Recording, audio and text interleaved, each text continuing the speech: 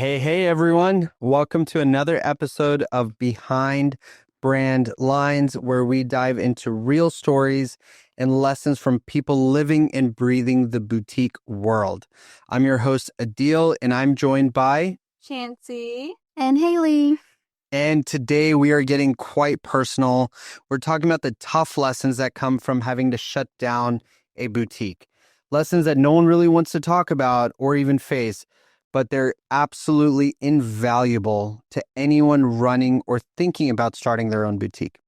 Yeah, it's been so sad to see how the economic times have hurt so many boutique owners. Yeah, and these lessons that we're sharing today are directly from a boutique owner. She made this beautiful post online and we reached out to ask if she would be willing to join us on the podcast. She said she would prefer to stay anonymous, and she definitely wanted to make sure that we did share these with you all. So I think these insights honestly could be a game changer, and not only for protecting your business, but also protecting yourself. And this will have huge impacts on you financially, emotionally, and most importantly, mentally. So grab your coffee or tea or whatever keeps you going, and let's get into it. Behind Brand Lines. Behind Brand Lines. Founder and CEO. Hold on. What? Welcome to Behind Brand Lines. Behind Brand Lines.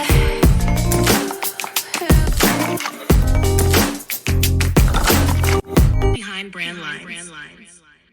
Let's do this. So, lesson 1, when you take out a business credit card, you're still personally liable for it.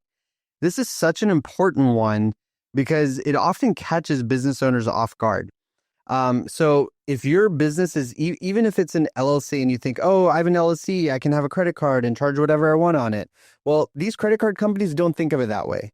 These credit card companies, when they are giving you the permission to use their money and they'll front the cash for you, they want your personal credit tied to it.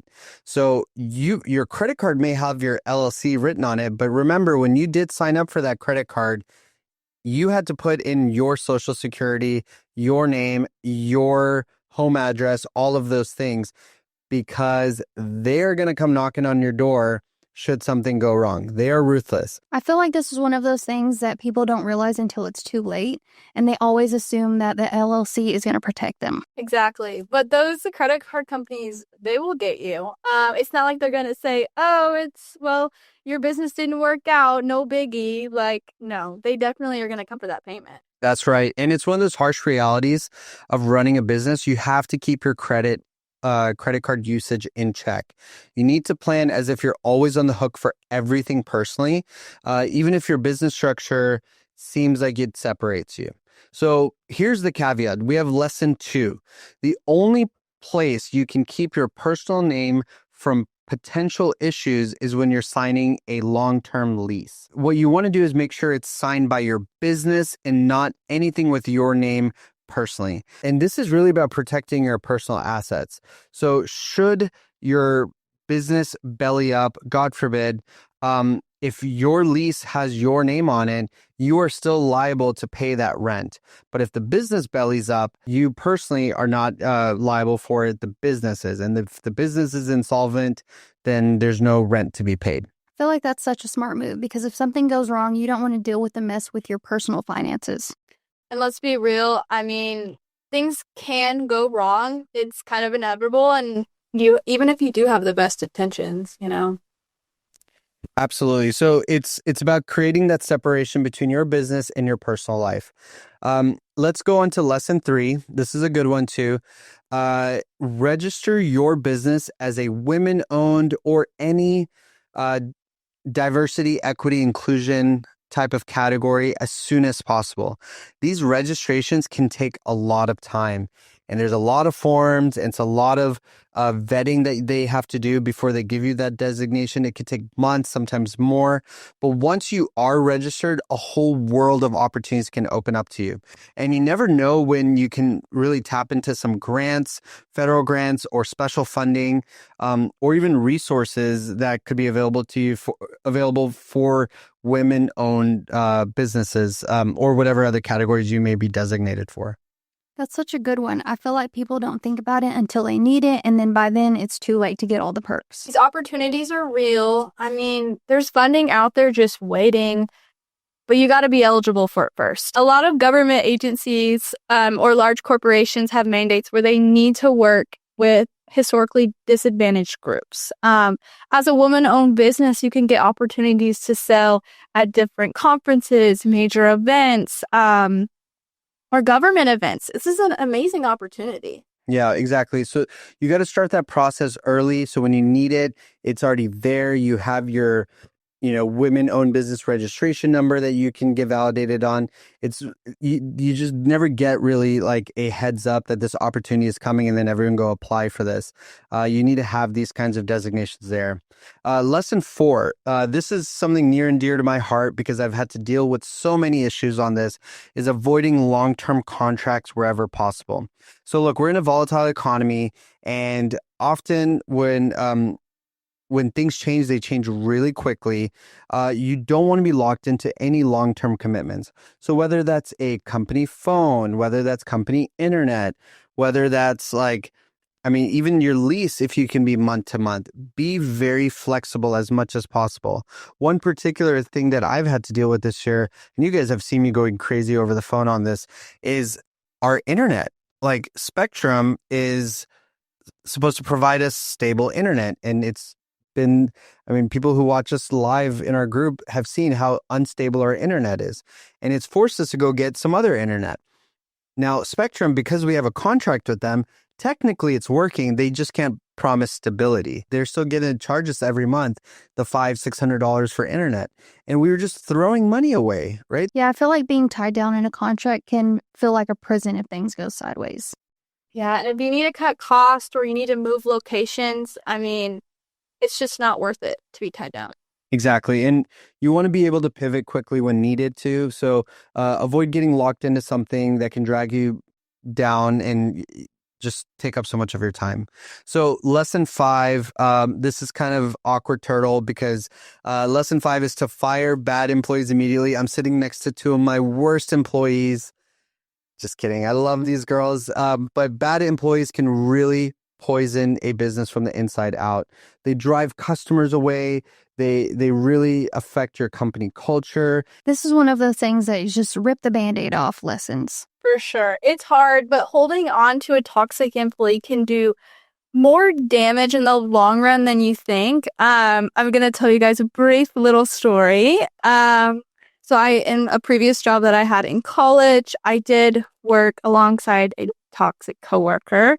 And not only did it affect my personal growth and just the overall company culture, I feel like it would eventually hurt the actual company itself. They just didn't work out. So I think that it's very important to make sure that you don't have any of that toxicity.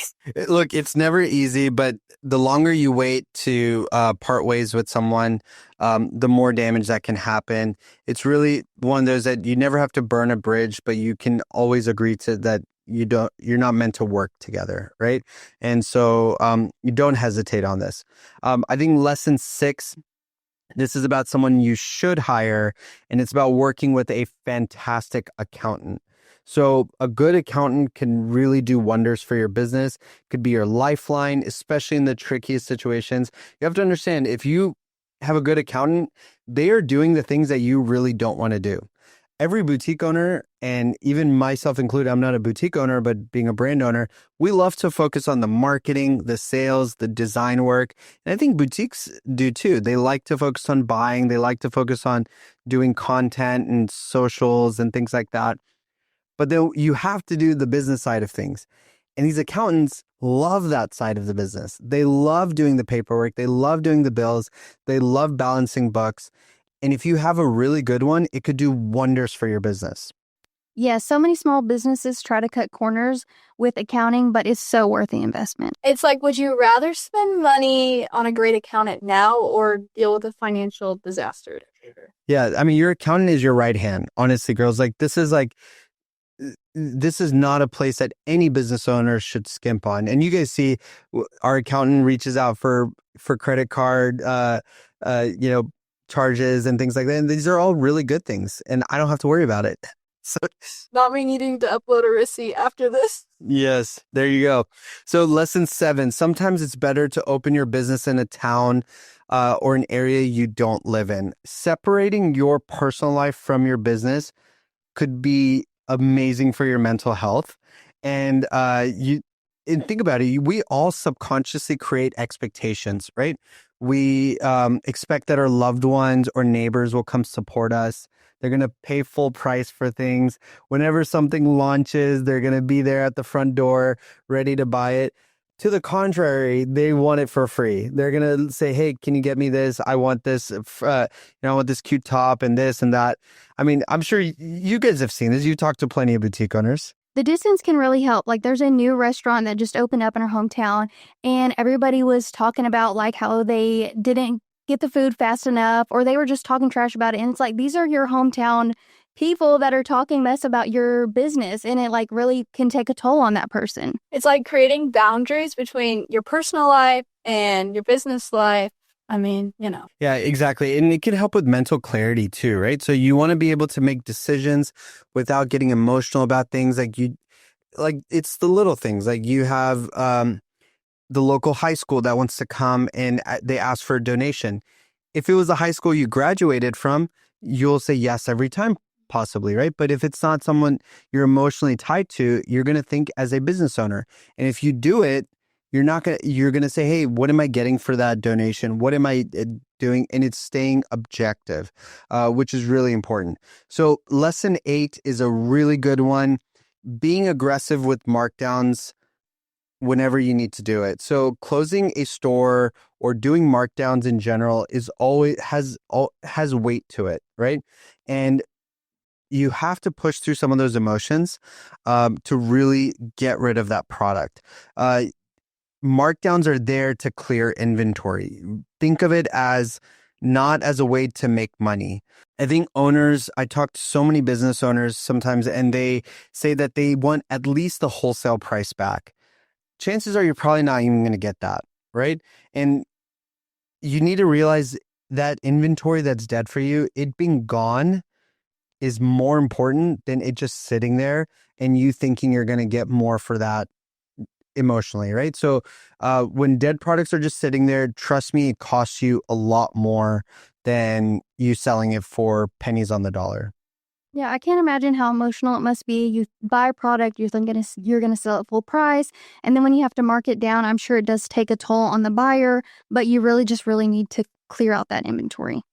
right. But at the end of the day, you just got to move the product. I mean, and you got to accept the reality of the situation. Exactly. It's a tough process, guys. Like it's, you create this expectation, like you said, Haley, that you're going to make full price on this. You feel so good about it because you saw it at market and you're going to make a lot of money on this. And then you have to mark it down. And it just is what it is. Like, I mean, brands, boutiques, we all have to deal with this, but getting it out of the way definitely creates more mental clarity because you're not worried about marketing it. You're not worried about putting in every live, dressing it up on a mannequin every time.